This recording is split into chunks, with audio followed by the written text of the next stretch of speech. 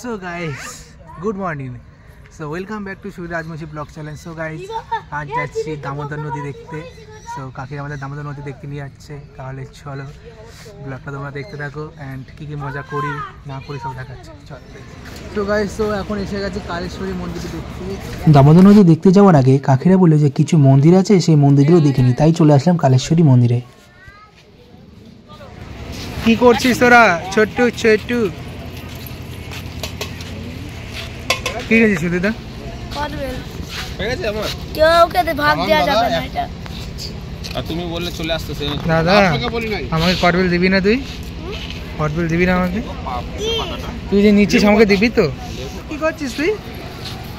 এই ছোটু কি করছিস? ছোটু ছোটু ছোটু। তোমাদের এবার মন্দিরটা একটু কাছ থেকে দেখাচ্ছি ভালো করে জুম করে। সো দেখতে দেখো, এই হচ্ছে গাইস কালেশ্বরী মন্দির, খুবই জাগ্রত।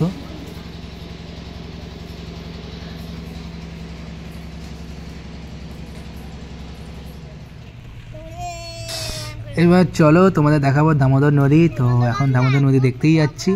সো চারিদিকে গ্রাম, খুব ভালো লাগছে, চাষ হচ্ছে অ্যান্ড আমার তো মানে কী বলবো, চাষের জায়গা খুবই ভালো লাগে দেখতে।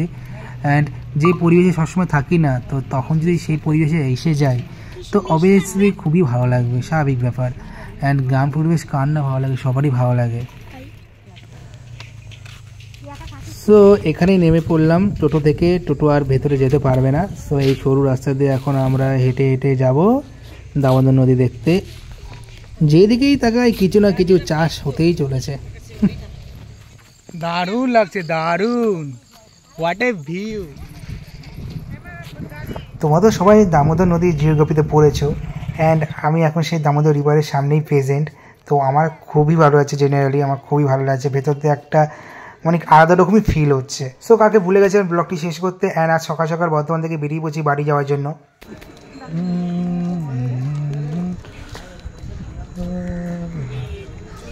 সবাই এখন ট্রেনের জন্য ওয়েট করছি। সো এখন বাড়ি যাচ্ছি। তো এই ছিল আমাদের বর্ধমানের ট্রিপ।